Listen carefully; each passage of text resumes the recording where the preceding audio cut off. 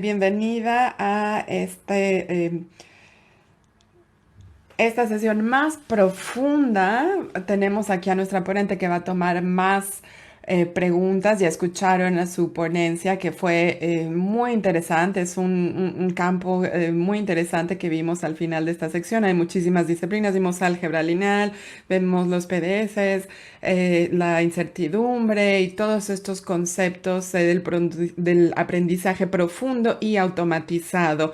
Pero antes de empezar, quería compartirles también algunos de los comentarios que recibiste mientras hiciste la presentación, comentarios muy agradables en el chat y también en Twitter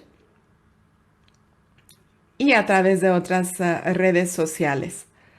Muchísimas personas agradeciendo, diciendo que fue una gran plática.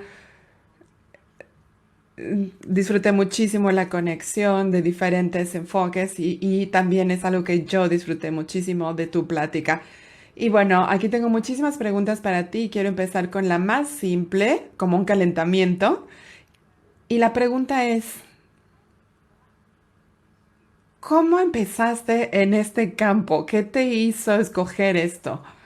Algunas personas muestran interés sobre esto, porque es un campo que no es muy usual, no es algo que todas las personas hagan. Entonces, todas las personas están muy emocionadas de saber por qué lo escogiste, qué pasó. Pues no escogí el campo, fue muy extraño, de hecho. Lo que pasó es que, bueno, te tengo que decir el contexto de mi carrera. No siempre fui una física, empecé como científica política y porque siempre se me hizo que la física era un poquito extraña, que no era como muy sociable y cosas así. Y bueno, también había un poquito de presión de mis padres que querían una carrera, no sé, en la que me especializara o algo así. Entonces yo fui completamente hacia el otro lado, entonces empecé con ciencia política. Y después quería saber todas estas cosas que los físicos sabían y la realidad aumentada. Entonces, pues era como una idea filosófica. Lo que pasó aquí entonces es que quería estudiar física hasta un cierto punto y tener mi diploma de ciencias políticas. Pero básicamente pues quería tener un trabajo y me costó muchísimo trabajo encontrar algo en ciencias políticas y creo que es porque también siempre hice las dos. Cuando tienes este contexto es como que la gente, bueno, ¿qué está haciendo? Quiere trabajar para las Naciones Unidas, pero es una física. Entonces eso, ¿qué combinación es? Entonces, cuando estaba buscando trabajo, me costó muchísimo trabajo. Entonces decidí hacer un doctorado y aquí tuve como un superpoder y esto es, dije, no me va a importar si voy a ser exitosa o no, si voy a encontrar trabajo. Entonces me dediqué más a hacer algo con mi supervisor. Estaba interesada en trabajos de quantum y en microbiología y neurología. Entonces, cuando empecé mi doctorado, un año después estaba yo ya publicando sobre todo esto y dije, wow, no puedo creer que en el próximo año ya estaban sucediendo cosas. Entonces, no sé, las cosas se fueron dando solas y casi casi nacieron de la nada. Entonces fue como al revés. No es que yo haya escogido un campo, sino que simplemente quería hacer algo que se oyera bien y que no me importara. No sé, fue como un poco de suerte en todo esto. Sí, pero aún así fue muy valiente de ti parte de decir, bueno, ok, este campo es como súper interesante, alguien muy famoso escribió esto, entonces pues voy a explorar este documento y voy a explorar el área y para nada es algo fácil y pues esto puede, espero que motive a los estudiantes a tomar decisiones porque muchos tienen miedo como de echarse un clavado en aguas frías y hundirse y no nadar, entonces... Para ti, ¿cómo fue empezar en este campo? Por supuesto, ya sabías de matemáticas y de física, pero probablemente no tenías todo lo que necesitabas para entender completamente lo que sucedía. Sí, y bueno, realmente lo que hice, mencionabas el libro, ¿no? Y bueno, esto fue hace 2 años, escribí el libro con mi supervisor hace 2 años, entonces lo que yo estaba viendo en la primera edición y lo que entiendo ahora es como hay un mundo de diferencia. Pero la experiencia que yo tuve cuando empecé todo esto y que estaba como que en aguas turbias, pues una de las experiencias que tuve es que me dieron muchísima retroalimentación negativa, como ay, pues cuando muchísimas personas me dijeron, ok, esto no existe, vas a fallar, esto va a pasar, esto no va a funcionar. Entonces, como deshacerme de todo esto. Y el segundo reto es que yo no quería amigos, yo lo que quería era realmente, era, no sé, tener una conferencia y ahí sí tener amigos y hablar de esto. Entonces no era así como que todos los documentos que hay que leer o como que una persona de edad avanzada llega y dice, ok, es la eminencia, hay que leer esto, pero esto es lo que yo realmente quería, lo que faltaba era mi investigación, literalmente, lo mío. Siempre vas a conferencias, hablas de cosas que los demás han hecho en este contexto. Todavía no lo he hecho yo, pero es como la parte más bonita de todo este proceso, ir haciendo amigos de las personas que tienen los mismos intereses y hemos construido una comunidad tan bonita y entonces yo creo que empezar o integrarte a una comunidad te ayuda a tener más confianza, construyes una comunidad, le das más forma. Entonces muchas de las personas estaban empezando también en la ciencia del quantum y había pues muchísimo debate todavía y es la mejor manera de aprender. Así que pues fue como no era un problema de decir no sé qué hacer, porque no me preocupaba mucho el resultado o qué es lo que iba a obtener, sino que lo que yo quería hacer era conocer otras personas con las que yo pudiera compartir, hablar el mismo, la misma lengua con estas personas. Ok, dinos un poquito más, cuéntanos un poquito más de cómo ha crecido este campo. Porque es una de las primeras personas que empieza como colaboradora. ¿Y qué tan grande es este campo ahora? ¿Ves realmente un cambio? Sé que ya has dado muchísimas conferencias alrededor del mundo y así es como nosotros te encontramos también. Estaba buscando ponencias y vi en el sur de California y vi tu trabajo, estos maravillosos talleres que dan, que capturaron mi atención y dije, tenemos que tenerla para la conferencia de WITS. Pero cuéntanos un poquito sobre el crecimiento de este campo y a dónde crees que se dirige este campo. Pues en cuanto al contenido, lo primero que se hizo, y cuando digo la gente, es los investigadores de aprendizaje automatizado, especialistas de informática también, entonces, y de computación o cálculos de quantum. Entonces se ha ido haciendo mucha investigación, entonces toman como un algoritmo clásico y tratan de ponerlo en un cálculo de quantum, tener los mismos resultados y hacer el análisis utilizando el mismo documento con algún tema, ¿no? Como, no sé, el rebote o esta posición o cuántas unidades se necesitan, cómo estas cosas van creciendo. Y los estudios muestran que sí hay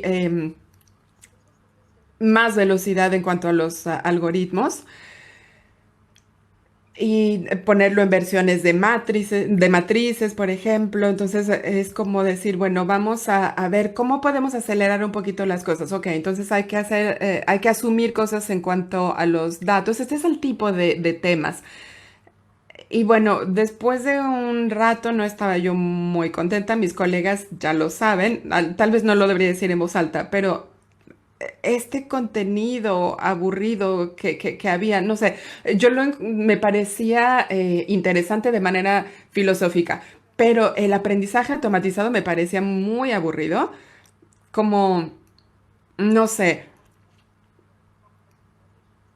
del problema de organizaciones, cómo resolverlo, cosas así. Entonces, en mi mente vi todo el campo y yo creo que esta distinción la haces cuando estás muy conectada. Entonces, yo creo que hubo un cambio realmente cuando las personas empezaron a utilizar estas ciencias de quantum. Porque la complejidad de la competencia no importa, tienes que hacer ruido, tienes que realmente investigar. Entonces, cuando el campo realmente empezó a crecer fue cuando se descubrió que podíamos hacer cálculos de manera diferente, no con esta teoría, sino con un enfoque mucho más práctico.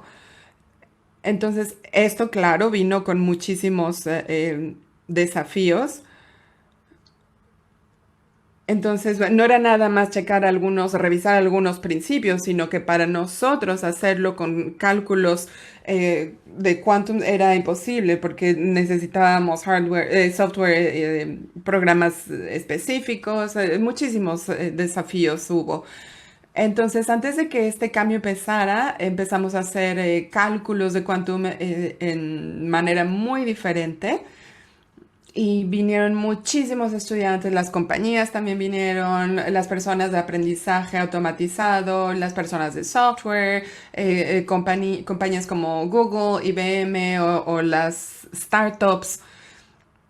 Entonces teníamos esta mezcla de tener trabajo en la industria, tener esta combinación con la ciencia de quantum, con la ciencia de aprendizaje automatizado. Entonces, no sé, yo diría que la comunidad ahora tiene tal vez 2000 más personas. em, Fácilmente, no sé, me parece que este es el número y antes teníamos 8 personas en este tipo de talleres o algo así y que tal vez ni siquiera tenían el software necesario. Entonces, tal vez tengamos una pequeña regresión donde tengamos un poquito menos de personas, pero aún así, no sé, hemos reducido el contenido para hacerlo mejor paso a paso y esperemos que la magia suceda y nos ayude, pero han resultado cosas muy positivas.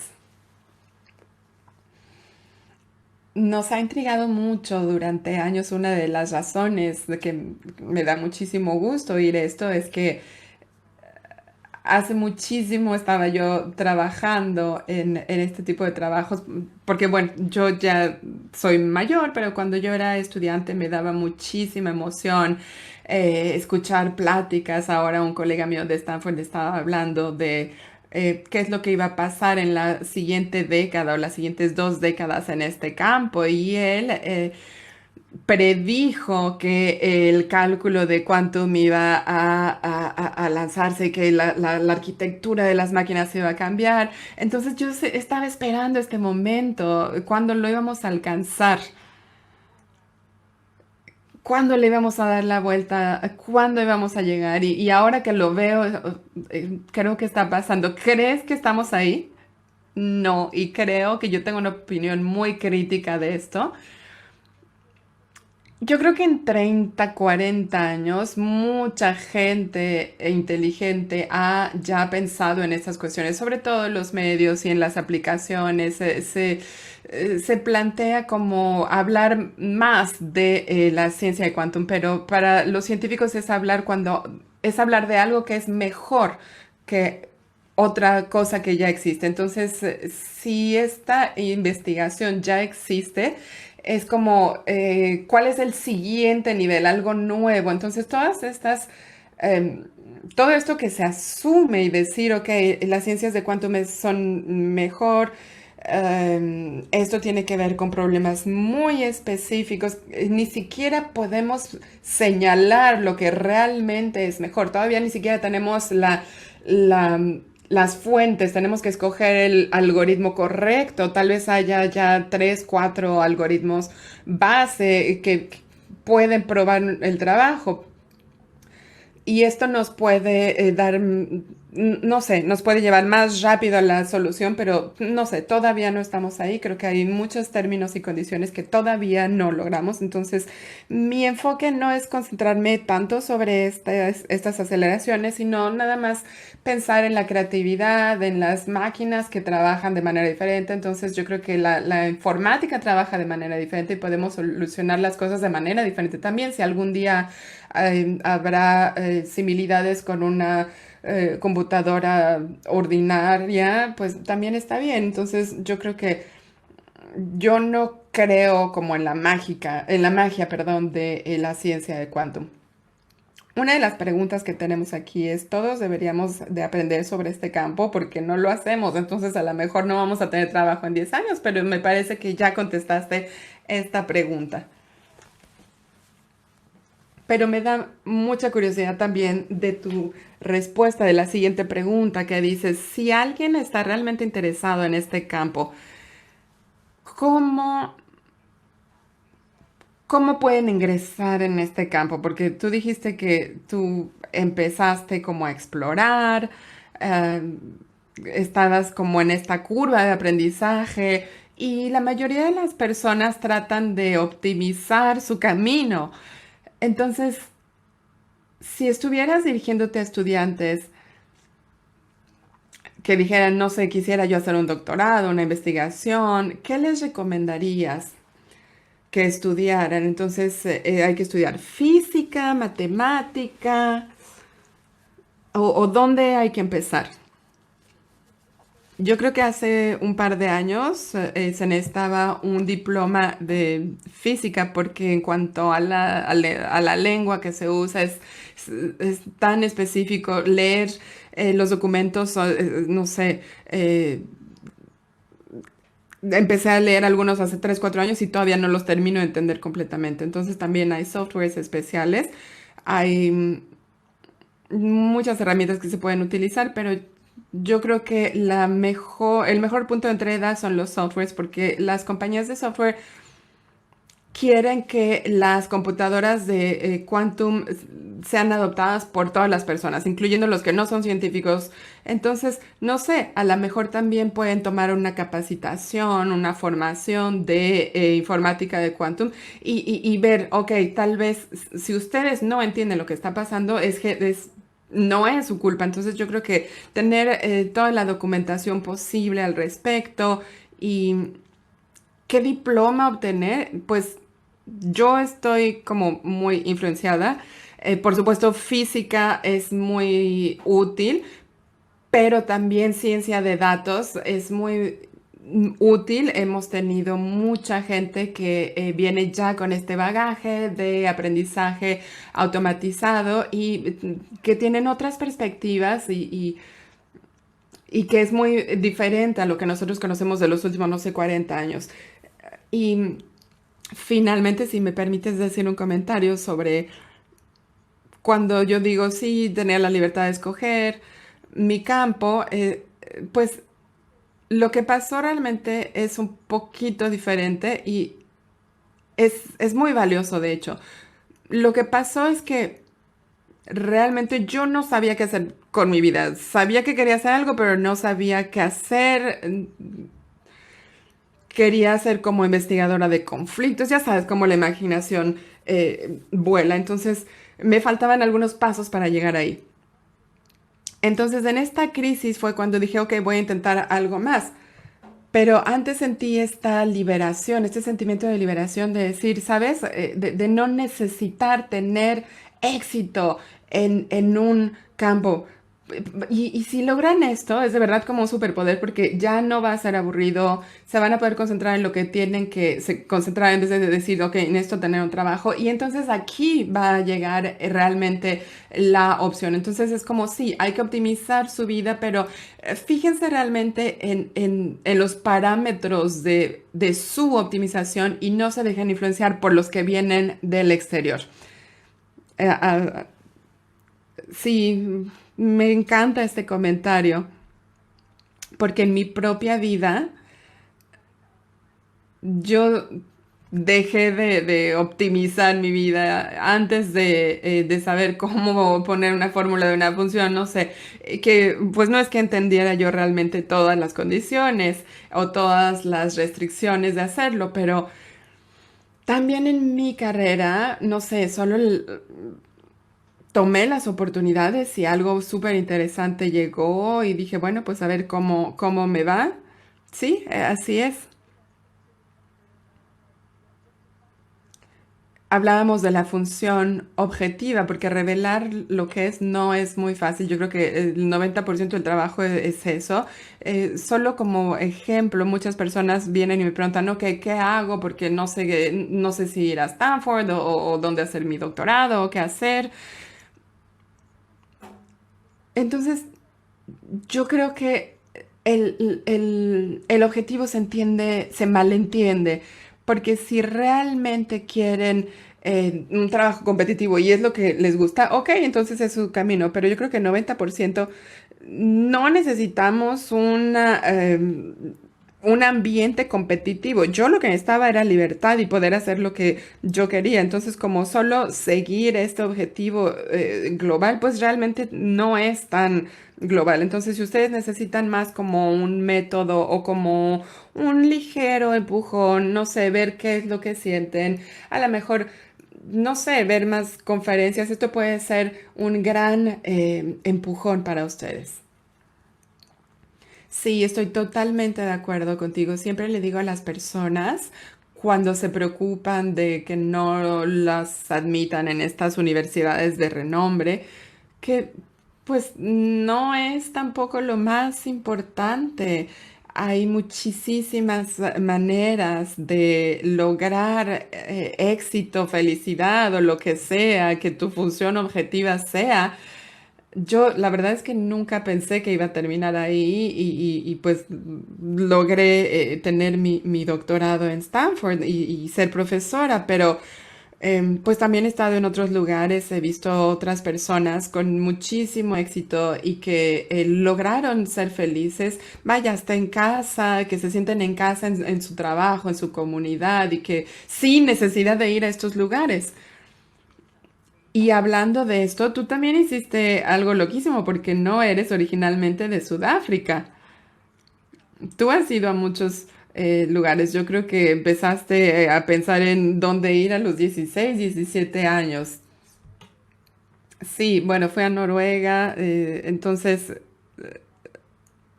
hice una pasantía en Sudáfrica y ahí, no sé, me quedé, básicamente ya no me fui. Entonces, regresando a a la función objetiva, pues lo que yo quería era estar aquí. Entonces, era algo más importante que tener éxito cualquier otro objetivo y por eso sigo aquí. Y estoy tratando de hacer todo para no tener que irme. Te iba a preguntar si te querías quedar en Sudáfrica, porque obviamente también estás conectada a Toronto. Entonces pensé, bueno, tal vez regreses, tal vez vayas a Canadá, pero me parece que ya contestaste muy claramente. Entonces, muchísimas gracias, Maraya, por estar aquí con nosotros me da, no sé, me sorprende cómo pasa el tiempo. Muchísimas gracias por tu apertura sobre las decisiones, tus opciones, el camino que has tomado, lecciones muy valiosas.